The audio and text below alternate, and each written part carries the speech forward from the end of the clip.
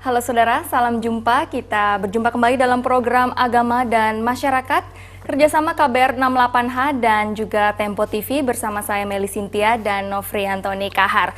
Kali ini kita akan membahas tema mengenai beragama dalam era sains modern nih Mas Nofri. Iya, salam saudara. Di era ketika orang masih percaya mitos, sakit influenza itu bisa dianggap sebagai pekerjaan setan yang tidak terlihat begitu. Tapi di era sains modern, setan yang dianggap sebagai biang sakit flu adalah virus yang bisa ditangkal dengan antivirus. Dan banyak contoh lain, misalnya dulu ritual agama yang dilakukan untuk mengusir setan dari orang-orang yang sakit perut misalnya. Tapi sains modern menemukan bahwa antibiotika bisa mengalahkan setan itu dengan mudah dan membunuh bakteri-bakteri jahat yang hidup dalam perut. Nah, jadi kita melihat ada semacam pertentangan kadang-kadang atau ada semacam ketidakkonsistenan antara apa temuan sains dengan agama atau kepercayaan begitu. Nah, kita punya dua satu narasumber. Kita bukunya yang sangat wow. Ini dulu. buku Beragama dalam Era Sains Modern yang ditulis oleh Yohanes Rahmat. Buku ini akan mengabarkan kepada kita bagaimana pertentangan-pertentangan antara agama dan sains, dan juga upaya untuk membangun sintesis dalam satu paradigma yang disebut oleh Pak Yohanes Rahmat itu sebagai spiritualitas saintifik. Nah, kita akan membahas lebih dalam apa itu spiritualitas saintifik. Itu sepertinya berat sekali nih Mas Nofri ini. Tapi nanti akan ada penjelasan yang ringan begitu dari sang penulis, dan juga di samping Pak Yohanes Rahmat ada seorang dokter bedah syaraf. Ya. Mas Riu. Pak Riu Hasan. Selamat datang di studio kami Pak Riu. Selamat malam Mbak Mel. Ya, Pak Iyo, kita ingin tahu, ada banyak sekali buku yang mengulas tentang hubungan antara agama dan sains. Kenapa Pak Iyo mesti membuat buku lagi, dan apa sumbangannya kira-kira? Ya, buku yang saya tulis ini tidak memakai pendekatan deduktif dari berbagai model lalu dicari lagi yang baru, tapi saya ambil kasus-kasus konkret dalam dunia sains, berbagai macam temuan mutakhir yang saya nilai mendasar, lalu saya angkat, saya beberkan dalam bahasa yang saya usahakan sepopuler mungkin, untuk kemudian hasil-hasil temuan itu saya perhadapkan dengan apa yang menjadi pandangan agama pada umumnya. Tidak spesifik menunjuk satu dua agama, meskipun di beberapa bagian saya menyebut ada agama-agama tertentu yang eksplisit saya angkat. Tapi in general yang saya angkat di sini perspektif-perspektif religius yang umumnya orang terima begitu sebagai sesuatu yang diyakini selama ini. Nah, itu saya pertemukan dan saya perlihatkan di mana berkonflik, bertabrakan. Tetapi saya tidak berhenti di situ, saya melangkah, dan tadi Ibu Meli sudah menyebut pada bagian penutup buku ini saya mengetengahkan sebuah alternatif. Saya tidak menyebutnya beragama, walaupun bukunya berjudulnya Beragama dalam Era Sains Modern, tapi saya menyebutnya sebagai alternatif untuk kita menghayati suatu spiritualitas yang bersahabat dan dalam bingkai ilmu pengetahuan modern. Tapi mungkin pendengar dan juga pemirsa ini masih bertanya-tanya, sebenarnya apa sih isi buku ini secara sederhana begitu Pak Yohanes? Yang ingin disampaikan itu apa? Ya, pertama saya berterima kasih dulu Pak Riu Hasan yang bersama-sama saya ini akan menjadi seorang partner diskusi yang menarik malam ini, karena beliau pakar neuroscience. Nah, sederhananya buku saya ini adalah pembeberan hasil kajian mutakhir sains dalam berbagai bidang yang saya perhadapkan dengan klaim-klaim agama, lalu saya melangkah lebih jauh dari mempertemukan itu, apa yang saya hasilkan ke depan untuk bisa dihayati sebagai suatu spiritualitas. Begitu. Menurut Pak Iyo, apa yang problematis sekarang ini pandangan-pandangan keagamaan ketika berhadapan dengan temuan-temuan sains mutakhir? Ya, yang pertama misalnya pertanyaan tentang siapa pencipta alam semesta. Itu agama umumnya menjawab dengan berbagai nama, tapi ide utamanya adalah makhluk adikodrati, entah namanya Allah, Tuhan, Yahweh atau Elohim atau yang lain yang menciptakan. Tapi sains modern dalam hal ini kosmologi dan fisika menjawabnya lain.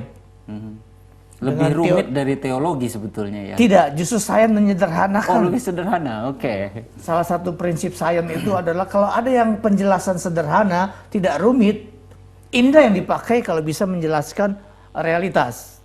Yang rumit-rumit justru tidak dikehendaki. Itu salah satu kaidah dari apa yang kita sebut Ya, tapi mungkin Occam Razor.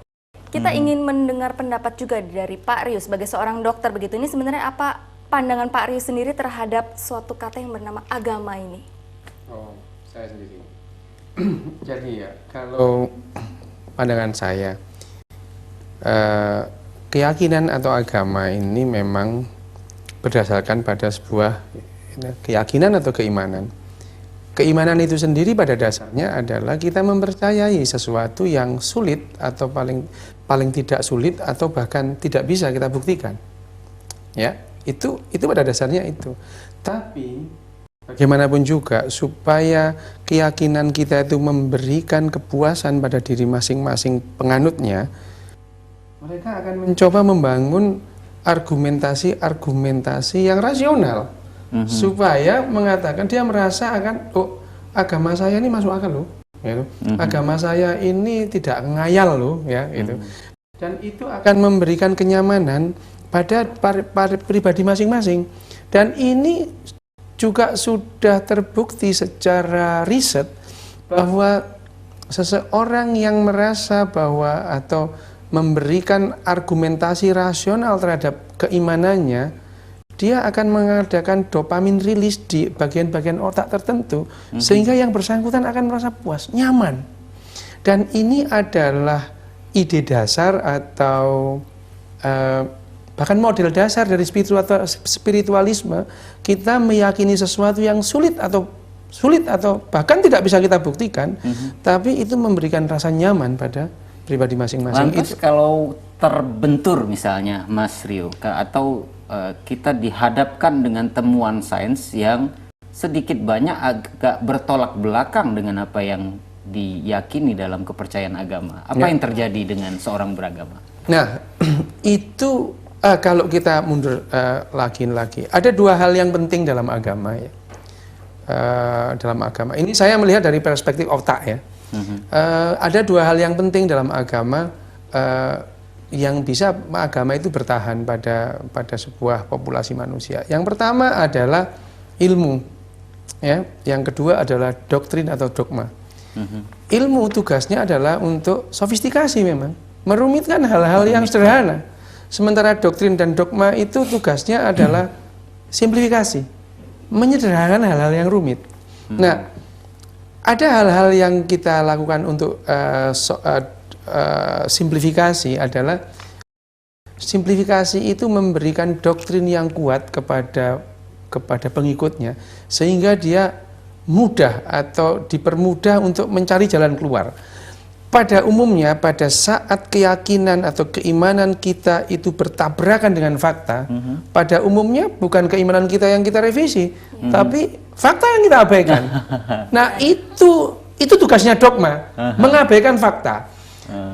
Ilmu beda lagi. Ilmu memang di mana letak bukunya Pak Yohanes ini kalau di situ? Ya, kalau Pak kita bicara mengenai bukunya Pak Yohanes, tadi Mbak Mel itu mengatakan secara sederhana bagaimana, tidak bisa. Buku ini bukan buku yang sederhana. Ya, buku ini bukan buku yang Atau sederhana. mungkin sederhananya begini, ingin merasionalisasikan agama. Oh, bukan. Bukan Justru juga. sebaliknya. Oke. Justru sebaliknya. Pak Yo ini pada dasarnya melakukan sofistikasi. Jadi sebetulnya buku ini adalah konsumsi orang-orang berilmu. Bukan orang-orang yang patut didogma. Orang yang patut didogma akan kebingungan baca buku ini. Karena buku ini ya, sekali lagi Pak Yo dengan cantik mengulas macam-macam sudut, dan saya lihat ya, Saya baca buku ini 1,5 bulan yang lalu, sehingga saya sudah khatam buku ini. Dan saya takjub dengan Pak Yo, begitu dia mengulas sisi agama dari sudut pandang neuroscience. Nah, kita akan bahas itu di segmen berikutnya. Kita harus tahan dulu nih, agama dari sudut pandang neuroscience. Iya, kita lihat nanti bagaimana pengalaman agama dari sudut pandang neuroscience. Ya, saudara, kita akan lanjutkan perbincangan ini. Kami mengundang Anda yang ingin bertanya atau memberi komentar soal beragama dalam era sains modern. Kami tunggu di line SMS di 0812 1188 181. Atau Anda juga bisa menelpon kami di telepon bebas pulsa 0800 140 3131. Tetaplah di Agama dan Masyarakat.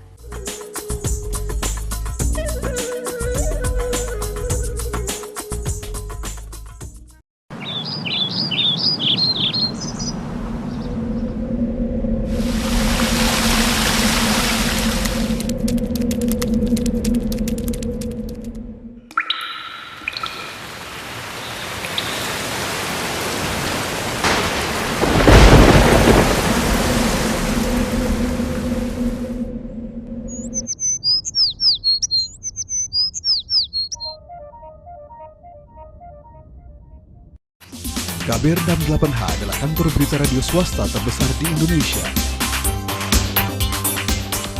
650 radio jaringan di Indonesia serta 9 negara Asia dan Australia mengudarakan produk kami.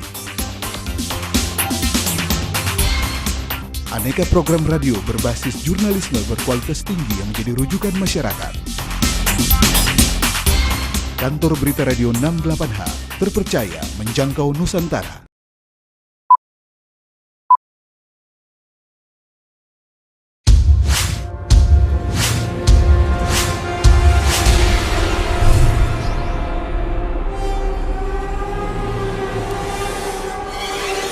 Koran Tempo.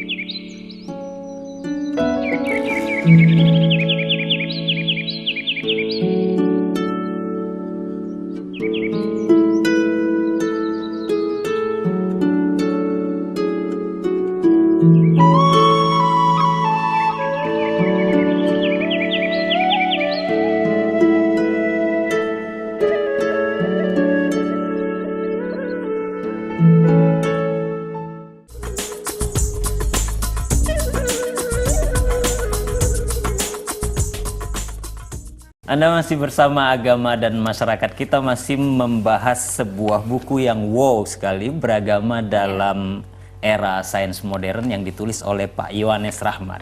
Pak Yo, di sini ada beberapa review Pak Yohanes tentang konflik yang terjadi antara agama dan sains. Mungkin Pak Yo bisa mengelaborasi lebih lanjut.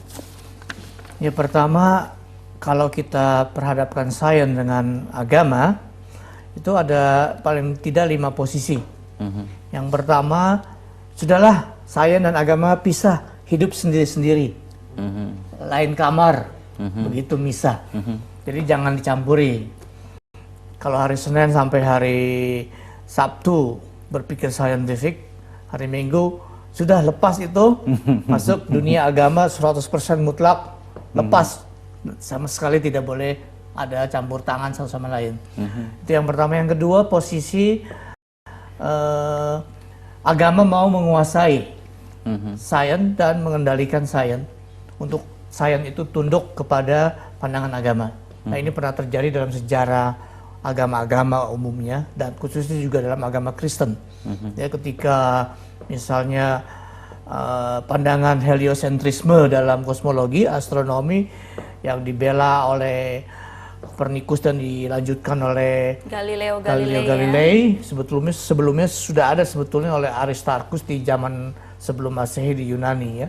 Nah, itu ditentang oleh gereja karena bertolak belakang dengan pandangan gereja pada masa itu yang geosentris. Nah, di situ agama harus tunduk kepada penguasa, sains harus tunduk dan saintisnya harus tunduk kepada penguasa. Dan agama. saintis menjadi martir ya.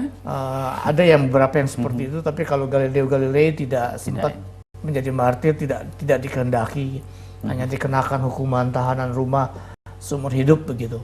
Walaupun sekarang ada usaha untuk merevisi konflik ini dengan melakukan penafsiran ulang sejarah kehidupan Galileo dan konflik yang pernah muncul itu. Lalu yang Ketiga, yang ketiga sebaliknya, saya yang ingin mengendalikan agama, dan ini sekarang dipopulerkan misalnya oleh satu istilah dari Robert N. Bella, itu seorang sosiolog agama. Agama kalau mau bertahan, ya harus juga memakai pendekatan saintifik. Nah, kalau sains itu fokusnya hanya dunia yang kodrati, natural. Sains kalau dunia kodrati menjadi fokus, agama juga harus ikut. Dengan demikian menjadi agama natural. Jadi bersinergi begitu Pak Yohanes. Ditaklukkan, bukan bersinergi, ditaklukkan. Jadi agama yang ditaklukkan oleh sains. Dengan membuat agama harus tidak lagi memakai kosakata adikodrati, dunia supernatural dan lain-lain, tapi semua kosakata yang lama itu diganti menjadi kosakata natural. Nah, ini yang disebutin naturalisasi agama, renaturalisasi agama. Lalu yang posisi keempat itu dilihat baik agama maupun sains, khususnya para pelakunya, saintis dan agamawan, itu sama-sama memperjuangkan sesuatu yang baik buat dunia ini. Nah, di sini agama dan sains dilihat bisa bertemu sejauh saintis dan para agamawan memperjuangkan hal-hal atau nilai-nilai yang mendatangkan kebaikan untuk kehidupan manusia, organisme di alam semesta, bumi, jagat raya. Posisinya posisinya berarti sejajar. Bisa bertemu dan berjuang bersama, tapi bukan dalam rangka teori-teori sains, tapi dalam rangka nilai-nilai kehidupan dan moralitas. Nah, yang terakhir posisi konflik, yang kelima. Di situ agama dan sains terang-terangan dalam segala segi, dari klaim keabsahan sebuah kebenaran yang kita sebut kalau istilah sekolahannya itu epistemologi, sampai metode, sampai teori-teori dan model-model yang dibangun. Kelihatan sekali agama dengan sains berkonflik dalam segala hal. Tapi itu ada memang, 5 posisi. Baik, tapi memang ada yang mengatakan bahwa agama itu merupakan jalan menuju Tuhan katanya. Dan ilmu pengetahuan adalah karunia Tuhan. Jadi kenapa harus dipertentangkan sih begitu? Nah, kalau menurut Pak Rio sendiri nih, sebagai seorang dokter dan sebagai Saya seorang tambahkan ini saintis Pak Rio, begitu. misalnya ya, ada contoh-contoh pengalaman-pengalaman spiritual ditinjau dari neuroscience gitu ya.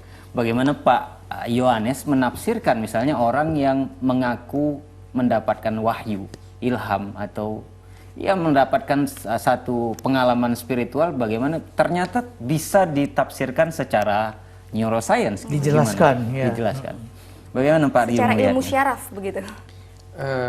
Pertanyaan yang pertama tadi, kenapa agama yang berkonflik? Sebetulnya spiritualisme di otak itu, paling tidak sekarang kita sudah tahu bahwa ada 2 pusat spiritualisme di otak, dan yang masing-masing saling bertentangan. Yang pertama pusatnya di amigdala, dan itu akan menimbulkan spiritualisme yang religiositas. Sementara kalau di orbitofrontal cortex itu spiritualismenya model altruisme. Amigdala akan Altruisme itu maksudnya apa itu? Begini, jadi kalau altruisme itu kan bedanya, yang amigdala itu pusat dunia adalah saya. Sementara altruisme, saya adalah bagian dari dunia. Karena itu saya empati. Ya, saya harus berbagi empati. Sehingga spiritualisme yang didasari oleh altruisme, tidak kenal pahala, tidak kenal surga, tidak kenal dosa, tidak kenal neraka, dia tidak takut dengan ancaman, dia tidak ingin sesuatu pahala yang nanti. Sekarang saya melakukan spiritualisme ya untuk sekarang. Berbuat baik, berbuat baik, kemudian memperbaiki dunia ini gitu. Sementara spiritualisme yang dikendalikan oleh amigdala, pusat religiositas, dia akan, orang yang dominan amigdalanya, dia akan lebih condong memilih untuk beragama secara berspiritual secara religiositas. Di situ ada ancaman neraka, di situ ada iming-iming surga. Dan mungkin lebih bersifat ritualistik begitu. Dua-duanya punya ritual. Dua-duanya punya ritual. Ritual itu adalah bagian dari spiritual memang. Oke, Pak Rius sebentar Ya, ya, ini ada sebelum penelpon. jawab yang kedua itu tadi ya, ada Oke. Pak Murad di Kembangan. Silakan Pak Murad. Selamat malam para narasumber. Selamat malam Pak Murad. Menurut pendapat saya ini cocok benar ini kajian saya ini, karena saya berpikir begini, ad-dinu akli. Jadi akal itu adalah sains, jadi fakta, jadi benar itu jalan yang ada oleh buku itu. Cocok sekali demikian. Assalamualaikum. Waalaikumsalam. Nah, dilanjutkan Mas Rio. Ini tadi dia mengatakan ad-dinu aklun, agama itu rasionalitas, begitu ya. Ya, Gimana? ide seperti itu adalah ide yang sehat menurut saya. Sehat. Ide yang sehat karena untuk kelangsungan kita, untuk beragama, kelangsungan hidup kita memang memerlukan rasionalitas, atau paling tidak kita memerlukan argumen-argumen yang rasional untuk spiritualitas kita supaya kita nyaman, gitu ya. Kembali ke yang tadi saya mengatakan bahwa ada dua paling tidak sudah ada dua pusat di otak yang diketahui sebagai pusat spiritualisme, dan itu menimbulkan dua model yang berbeda, sehingga populasi atau orang yang memang dominan pada amigdalanya, dia tidak mau beragama secara altruisme. Dan banyak populasi-populasi yang di mana orang-orang yang secara populasi lebih banyak orang-orang yang dominan altruisme, prefrontal cortexnya lebih dominan, agama-agama tertentu yang religiositas nggak laku di situ. Ya, ada. Ya, jadi kalau amigdala yang lebih berkembang di otak kita itu bagian dari sistem limbik ya, Pak. Iya, Itu akan menghasilkan religiositas fundamentalis keras begitu. Figur Allah menjadi Allah yang keras, pemarah, penuntut, membalas. Radikal begitu ya, atau ekstremisme begitu. Itu kalau pusat agama dalam amigdala berkembang. Itu ada seorang neuroscientist memakai ilustrasi di otak kita ada dua binatang, kata dia. Binatang jinak dan binatang buas. Nah, binatang jinak ini kalau asupan-asupan mental kita berikan banyak ke bagian dari otak kita yang namanya anterior cingulate itu, dan frontal lobus frontalis, itu kita akan menghasilkan agama yang lebih ramah, non fundamentalis. Kalau kita analogikan binatang buas dan binatang jinak itu tadi dengan bayangan tentang Tuhan dan setan, itu bisa nggak itu Pak Rio? Pak Iyo? Ya, dalam hal yang saya ungkap tadi itu kedua-duanya menyangkut citra tentang Allah.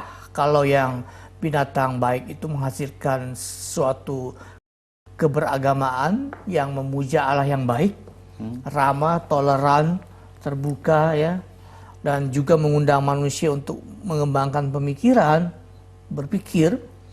Nah, yang satu lagi yang binatang buasnya itu akan menghasilkan religiositas yang keras. Tadi Ibu Meli sebutnya ekstrim ya, atau radikal.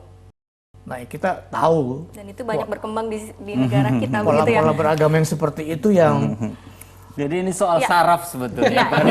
Sebelum kita mengupas lebih dalam lagi soal neuroscience ini, kita harus mengangkat penelpon dulu. Ada Pak Suherlan di Jakarta. Selamat malam Pak Suherlan. Ya, selamat malam Ibu, selamat malam semuanya. Silakan Pak. Ya, saya mengatakan begini, kata siapa sains dan agama itu bertolak belakang? Salah total kalau bertolak belakang, justru sejalan. Anda tahu, penemu-penemu matematika, bilangan nol, kimia, itu adalah orang-orang Arab. Seperti di Cordova, di Baghdad. Karena apa? Bahkan musik piano, musik biola itu yang membuat orang-orang Arab. Teleskop orang-orang Arab. Kita lihat film Robin Hood ketika orang Arab itu ada musuh. Kata Robin Hood tidak ada, tapi ternyata ada karena dia ada pengetahuan tentang teleskop. Kenapa bisa begitu? Karena bangsa Arab bisa memadukan antara Al-Quran dan pengetahuan Yunani, Al-Quran dengan pengetahuan India, Al-Quran dengan Tiongkok, Jadi berkembang ilmu pengetahuan di situ. Oke, Jadi, terima kasih agama Pak dan Suherlan. sains itu sejalan. Terima kasih Pak. Terima kasih. Ya, Pak, jadi Mas Rio mungkin mau Tidak perlu menanggapi dipertentangkan. bagaimana? Ya, begini, kalau apakah sains itu bertentangan dengan agama? Sains sendiri tidak pernah memposisikan dirinya bertentangan atau berimbang dengan agama. Sains itu bebas nilai, Maju aja pokoknya. maju aja. Pada dasarnya sains ini dasarnya segala sesuatu itu tidak ada sampai terbukti ada. Ya, itu bedanya. Dan kalau itu prinsipnya. Dan sains itu berkembang, berjalan. Kalau apa yang saya tahu sekarang kemudian 2 hari lagi itu salah, ya saya anggap salah, gitu saja. Dan itu bebas nilai, tidak ada nilai baik atau nilai buruk dalam sains. Ya benar atau salah saja. Gitu. Sementara agama itu pada dasarnya bukan soal benar salah, tapi masalah baik buruk. Ini adalah sesuatu yang memang berbeda bahasanya. Nah, Pak Iyo membahas itu soal watak sains dan watak agama. Apa bedanya itu, Pak Iyo? Ya, sangat luas. Tapi sebetulnya saya sangat senang kalau para agamawan berpikir sains dengan agama itu keduanya harus bercakap-cakap. Dan yang namanya bercakap-cakap itu jangan ada yang satu menindas yang lain begitu. Tapi dalam praktek, misalnya teori evolusi saja, itu Darwin ya. Sudah Darwin nyata-nyata bertentangan itu ya? ditolak oleh hampir semua orang beragama, termasuk yang mengklaim agama selaras dengan sains. Ya, sebelum kita mengupas lebih dalam nih soal teori Darwin nih ya, nanti kita harus melanjutkan di segmen berikutnya. Kita harus jeda dulu sesaat. Kami mengundang Anda yang ingin bertanya atau memberi komentar terkait tema kita malam ini. Kami tunggu Anda di line SMS di 0812-1188-181 atau Anda juga bisa menelpon kami di nomor telepon bebas pulsa di 0800-140-3131. Tetaplah di Agama dan Masyarakat.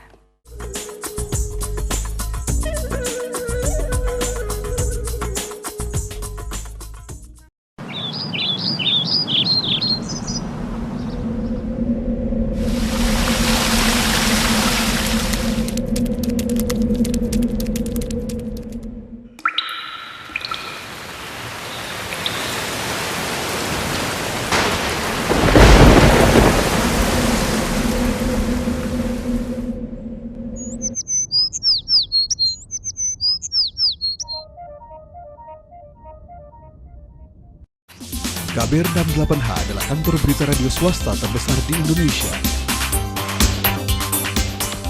650 radio jaringan di Indonesia serta 9 negara Asia dan Australia mengudarakan produk kami. Aneka program radio berbasis jurnalisme berkualitas tinggi yang menjadi rujukan masyarakat. Kantor berita radio 68H terpercaya menjangkau Nusantara.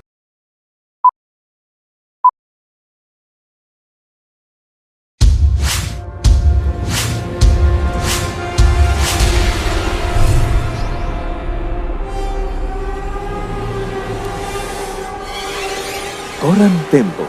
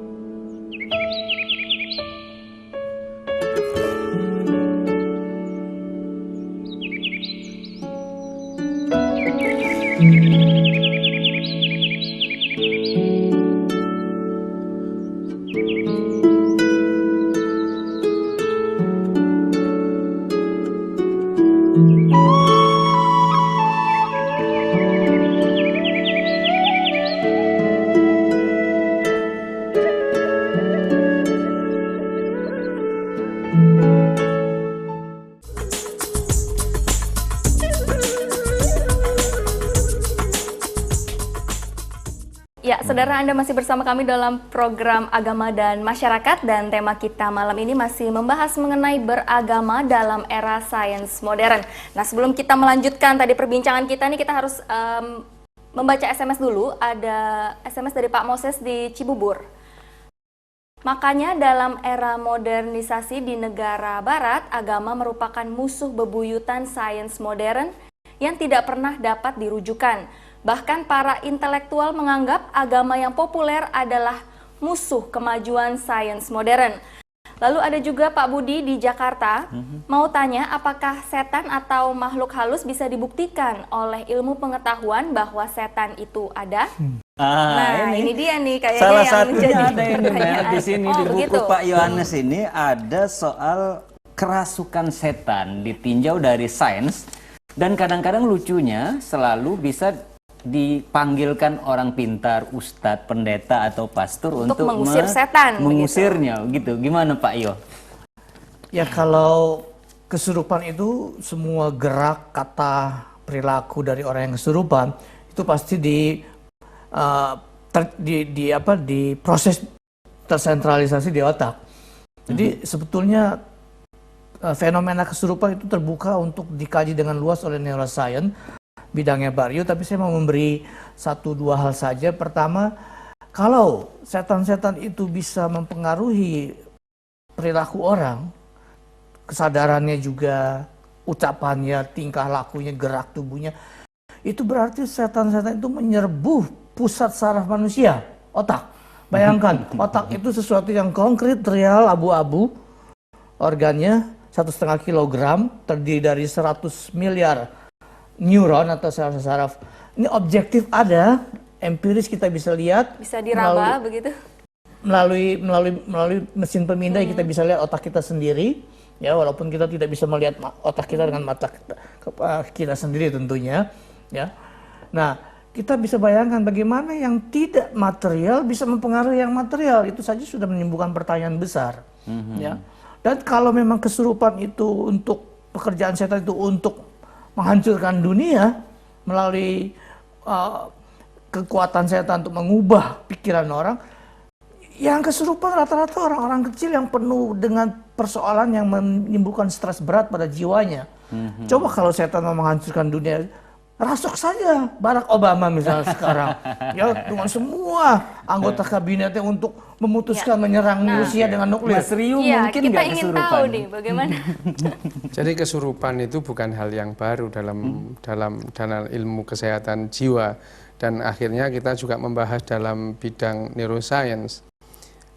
Yang disebut sebagai kesurupan atau gangguan trans atau itu sudah lama masuk dalam bagian dari gangguan kejiwaan, dan ini termasuk gangguan kejiwaan yang berurusan atau yang berhubungan dengan sosiokultural.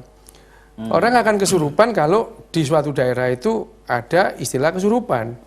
Orang Jepang nggak kenal kesurupan, mereka nggak akan kesurupan. Nah, kenapa kesurupan ini terjadi? Kenapa gangguan-gangguan? Apakah ini gangguan? Iya. Yang pertama, dia mengganggu diri sendiri dan mengganggu orang lain. Makanya dianggap gangguan. Nah, pada dasarnya ada 2 hal yang secara gampangnya. Apa yang terjadi pada orang yang kesurupan? Kenapa kesurupan? Kesurupan itu adalah gangguan atau gangguan psikologis yang berhubungan dengan sosiokultural. Dan dia akan mengalami itu karena dia pernah melihat yang seperti itu. Sehingga dia melakukan hal yang sama. Pada saat melakukan, ini teliti dalam perspektif neuroscience, orang yang mengalami trance itu dia akan mendapatkan primary gain, keuntungan, karena pada saat dia mengalami kesurupan ada dopamin dan oksitosin rilis dalam otaknya sehingga dia merasa nyaman, Tapi rileks. asal mulanya itu dari mana datangnya itu kesurupan? Kok bisa tiba-tiba begitu? Nah ini makanya, yang pertama dia pernah melihat orang kesurupan. Jadi karena melihat dulu Oh, baru ya. dia Artinya Iya. ini menular ini. Menular, memang menular. Dia melihat orang kesurupan, terus kemudian kesurupan diperhatikan banyak orang, dan dia itu inginkan perhatian. Pada saat dia mendapatkan pengalaman trance itu, yang pertama dia mendapatkan primary gain, dia kok relax ya, nyaman. Yang kedua dia mendapatkan perhatian banyak. Sehingga Jadi primary orang-orang gain pada dan heboh begitu ya, primary gain dan secondary gain, keuntungan pertama dan kedua ini cenderung terulang. Dan tidak pernah ada orang kesurupan itu di kamar sendirian, nggak ada. Pasti di depan orang banyak. Oke. supaya efek menularnya itu lebih Bukan begitu. Kalau signifikan. di dalam kamar tidak ada yang memperhatikan dia kok. Ya, dia tidak akan. Jadi Ya. kurang perhatian gitu Iya, ya orang padahal kesurupan ya pada dasarnya ngempe lah, mencari perhatian itu. Ya, kita harus mengangkat telepon. Ada Pak Sobur di Depok. Selamat malam Pak Sobur. Selamat malam. Ya, silakan Pak. Dengan Pak Yohanes, dengan siapa lagi? Satu? Pak Rio Hasan. Pak Mio Hasan, Muslim ya? Mm-mm. Nah, kalau Pak Yohanes non-Muslim ya? Nah, begini Pak Yohanes. Ya. Nah, dengan Pak semuanya lah yang ada di studio. Kalau sains dan agama sebenarnya kalau dalam agama yang saya anut Muslim itu tidak ada pertentangan sama sekali. Bahkan di dalam agama saya itu sains itu tercantum. Contoh, misalnya dalam ayat sesungguhnya Allah menciptakan langit itu berlapis 7 dan bumi itu berlapis 7. Dan kemudian juga tentang penciptaan manusia dari air yang memancar dari tulang sulbi atau tulang belakang.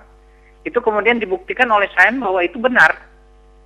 Kemudian sains itu menyatakan itu benar. Jadi tidak bertentangan sama sekali dengan agama yang saya anut. Oke. Nah, kemudian yang kedua saya ingin bertanya. Kalau tadi tentang kesurupan. Kalau ini bagaimana tinjauan sains tentang ruh Oh, orang yang mati? oke. Nah, itu saja pertanyaan saya. Kalau bisa dijawab, jago deh, jago. Terima Terima kasih kasih, Pak Pak Sobur. Sobur. Soal roh ada, Nah. saya baca ini Pak Iyo ya. Mungkin Pak Iyo dulu yang menjawab ya. Ya. Ya, kalau dari neuroscience, semua pengalaman rohani itu, ya kita menyimpulkan ada roh kan karena ada pengalaman rohani, ya. Ternyata diusut-usut secara saintifik dengan memakai kajian neuroscience, itu semua gejala kerohanian itu diproses di otak kita. Aktivitas otak. Aktivitas neurologis dari sistem saraf kita. Dan ada bagian-bagiannya ya, yang saya sudah uraikan dengan sangat panjang lebar di dalam buku ini, khususnya di bab berapa itu ya? Artinya kalau tidak ada otak, tidak ada Iya. Tuhan, tidak ada pengalaman kerohanian sebetulnya. Ya, ini di bab 5. Jadi kalau yang kita sebut Tuhan yang datang berbicara dan sebagainya itu semua berlangsung di brain kita, Di otak. karena ada aktivitas neural di dalamnya. Dan banyak pengalaman rohani yang saya angkat di buku ini yang membuat kita harus menyimpulkan roh atau jiwa, dan orang sekarang fokus pada pikiran. Kalau pikiran itu bisa dibuktikan bisa lepas dari otak, berarti yang non material atau yang spiritual itu ada. Tapi sekarang udah dibuktikan dengan makin kuat dan makin meyakinkan setiap hari dengan kajian-kajian neuroscience, itu yang kita sebut pikiran, jiwa, dan roh itu produk aktivitas neurologis di otak kita. Baik. Jadi lagi-lagi Jadi kalau sumbernya otak kita lenyap, otak. Oke.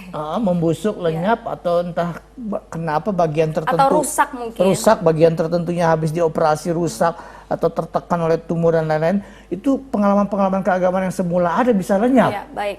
Ya, kita ada penelpon lagi dari Pak Adi di Tangerang. Selamat malam Pak Adi. Selamat malam. Ya, silakan Pak.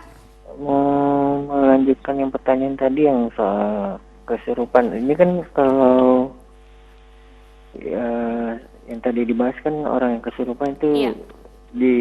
bisa diteliti oleh ilmuwan.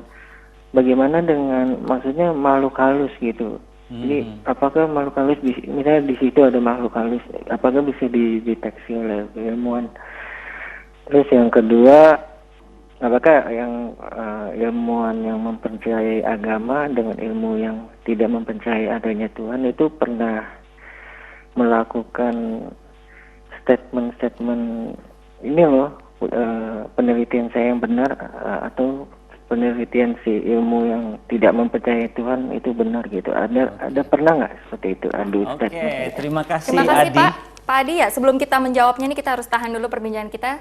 Ya, saudara, kita akan melanjutkan perbincangan ini. Kami mengundang Anda yang ingin bertanya atau memberi komentar tentang beragama dalam era sains modern. Kami tunggu Anda di line SMS di 081211888181 dan Anda juga bisa menelpon kami di nomor telepon bebas pulsa 0800-140-3131. Tetaplah di Agama dan Masyarakat.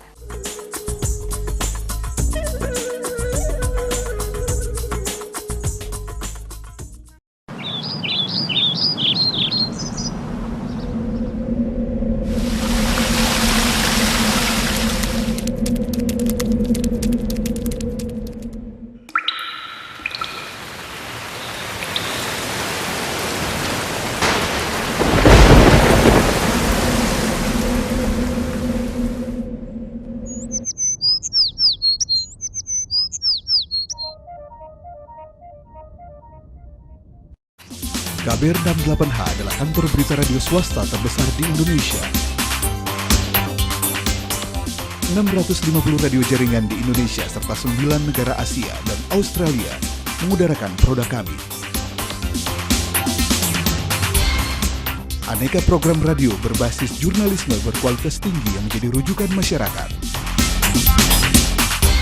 Kantor berita radio 68H terpercaya menjangkau Nusantara.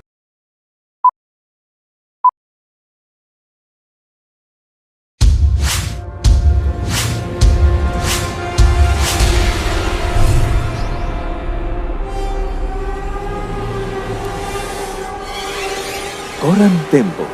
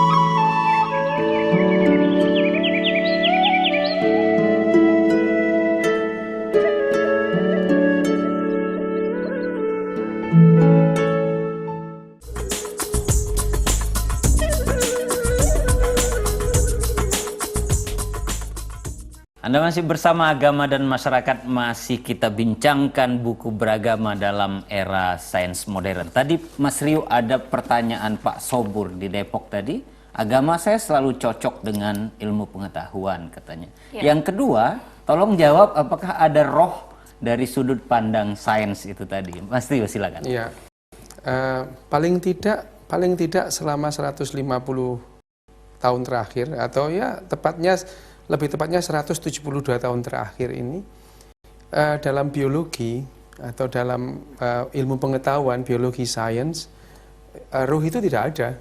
Orang mati itu artinya apa? Ya begini, kalau kita mengatakan bahwa dalam diri kita itu ada dua entitas, jiwa dan raga, bahwa yang menggerak-gerakkan kita itu adalah ruh, pada saat ruh itu melayang kita mati, kalau memang yang dianggap ruh itu yang seperti itu, dalam biologi, ya memang tidak ada.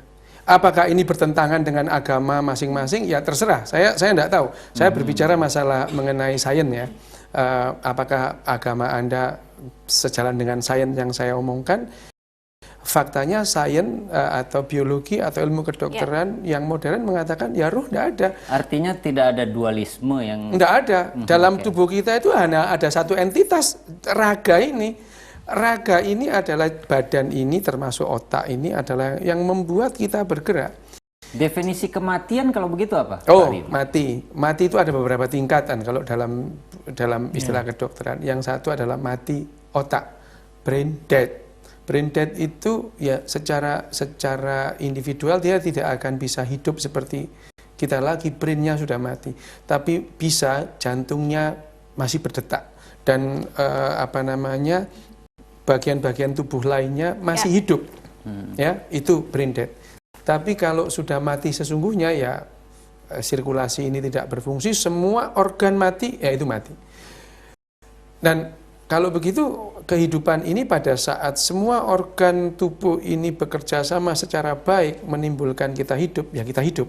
Tapi kalau ada organ ini sudah tidak selaras dan kemudian kita fail atau kegagalan organ, nah itu yang namanya mati. Ya, berarti juga tidak ada sorga ataupun neraka begitu dalam pandangan beberapa agama tertentu, begitu ya Pak Ryu? Sains dalam agama, kalau saya berbicara dalam sudut pandang sains ya, sains memang tidak membahas surga dan tidak membahas neraka, karena sains itu membahas atau mempelajari apa-apa yang bisa kita observasi dan bisa kita konfirmasi. Apa yang tidak bisa kita observasi dan tidak bisa kita konfirmasi, ya itu bukan sains. Baik, kita ada penelpon dari Pak Budi di Tanah Merah, Papua. Selamat malam Pak Budi. Malam. Iya, silakan Pak. Ini saya mau tanya dengan Pak Yohanes, kalau sains dengan tanpa agama itu arahnya ke arah itu ya, apa itu ateis ya? Betul tidak Pak Yohanes? Oke, terima kasih Pak Budi. Ya. Ya, Pak Yo menjawab ini dengan paradigma barunya. Silakan Pak Yo. Sains dan orang-orang yang sembahkan hidupnya untuk mengembangkan sains dan mereka disebut scientist, itu tidak ingin orang salah paham. Ya, kalau mereka sedang bekerja sebagai scientist di dunia sains, itu ada rambu-rambunya yang tidak sama dengan rambu-rambu orang beragama. Jadi kalau orang menyerahkan diri untuk dunia sains, hargailah dia sebagai scientist dan tidak usah dipersoalkan apakah dia beriman kepada dunia yang gaib atau tidak. Kita lihat sumbangannya untuk umat manusia itu begitu besar dari para saintis. Kita kalau melihat seluruh jagat raya, realitas ini kalau kita jumlahkan sebagai 100%, itu yang kita tahu hanya 4% lebih. Sisanya tidak kita tahu. Ini yang konkret, material ya. Ada energi gelap, ada materi gelap, ada materi biasa. Nah, materi biasa ini galaksi, planet, ya, bintang, dan dunia kita sehari-hari nih, termasuk kehidupan kita. Itu cuma 4% dari realitas. Dari Jadi, jagat raya ini. seluruhnya yang mau dipahami sains. Jadi ada 96% yang kita tidak tahu. Tapi tetap dunia material, tapi melampaui sains yang sekarang. Nah, di dalam dunia yang melampaui sains sekarang ini, saya menemukan sebuah spiritualitas yang kalau kita gali, kita akan makin dekat kepada misteri-misteri alam yang kita ungkap. Kita makin dekat dengan alam, bahkan dengan semua yang ada dalam alam sebagai satu kesatuan yang saling terhubung. Nah, disinilah sains bisa membuka jalan orang untuk masuk ke spiritualitas yang saya sebut spiritualitas saintifik. Memakai sains, tetapi masuk ke dunia yang melampaui sains sekarang. Tetapi yang akan makin banyak tiap hari dikuak. Mas Ryu mengalami ini apa tidak Mas Ryu ketika bedah saraf misalnya begitu ya? Tentu setiap orang punya spiritualismenya dalam batas-batas tertentu. Apakah seseorang itu merasakan spiritualisme dalam bersains? Ya tergantung. Ya, apakah dia bisa memaknai sains itu secara spiritual? Juga tergantung otaknya masing-masing. Apakah orang itu bisa merevisi keimanannya atau justru mengabaikan fakta di situ. Jadi kalau apakah saya mengalami spiritualisme dalam sains? Oh ya, iya. Contohnya? Contoh ya. Jadi ada seperti kalau saya dalam riset-riset neuroscience pada saat kita memahami bahwa spiritualisme yang altruis itu dikendalikan oleh suatu bagian atau di otak yang namanya orbitofrontal cortex yang kaya akan neuron cermin, itu merupakan spiritualisme baru bagi saya. Memahami lebih dalam itu adalah spiritualisme. Sesuatu yang kemarin saya tidak tahu, saya anggap sebagai misteri, kemudian saya mendapatkan sesuatu yang ternyata fakta, begitu. Iya, tercerahkan, itu hal-hal baru itu adalah merupakan. Artinya kelak Mas Rio, kita bisa menciptakan orang-orang yang punya spiritualisme yang altruistik itu Oh iya. lebih banyak lagi gitu. Iya, sekarang itu eranya sekian juta tahun kita dikendalikan gen, ya. Sekarang eranya kita mengendalikan gen itu. Kita mau membuat manusia model apa, itu adalah ilmu atau apa namanya teknologi ke depan, teknologi bioteknologi ke depan itu kita merekayasa gen yang selama ini mengatur bahwa kita itu harus begini harus begitu, kita Berarti atur kita mereka. bisa menciptakan perdamaian nantinya di masa depan di dunia ini, tidak ada lagi perang begitu Pak Rio. Ya tergantung jalannya evolusi nantilah. Jadi gimana Pak Yo? Semakin orang mengetahui pengetahuan saintifik lebih banyak, dia harus semakin lebih etis hidupnya dan semakin lebih berbela rasa kepada sesamanya. Makin berakhlak ya. Makin memiliki spiritualitas yang agung. Oke. Dan itu Lepas dari agama mesti apapun. beragama, begitu. Iya, saya lebih suka memakai istilah spiritualitas daripada agama. Kalau agama itu dikuasai dogma, orang harus iakan, kalau tidak dikeluarkan atau dihajar, bahkan dibunuh. Tapi kalau spiritualitas itu sesuatu yang menggerakkan orang dari dalam dan dari luar, dari jagat raya untuk berbela rasa, mencintai sesama, walaupun tidak menyebut agama apapun. Mbak Mel, maksud saya kalau dikatakan tidak beragama mungkin kurang tepat. Yang lebih tepat adalah nanti setiap orang punya agamanya sendiri-sendiri. Oke. Kapan itu akan datang? Ya, era baik, itu ini ya? perbincangan sungguh menarik, tapi sayang sekali kita harus mengakhirinya nih Mas Nofri karena keterbatasan waktu. Ya, semoga ini bermanfaat buat kita semua dan juga buat pendengar dan juga pemirsa di rumah begitu ya Mas Satu hal Nofri. saja, kalau ke depan nanti Pak Rio tadi katakan gen tidak lagi mengendalikan kita, artinya evolusi ke depan itu akan secara artifisial oleh teknologi kita arahkan. Oke. Yang pastinya kehidupan manusia nanti akan lebih baik, itu ujungnya ya. Harapannya. Itu harapannya. Ya, saudara, demikian perbincangan agama dan masyarakat pada episode kali ini. Saya Meli Sintia dan juga Saya Nofri Antoni, kami undur diri. Salam. Salam.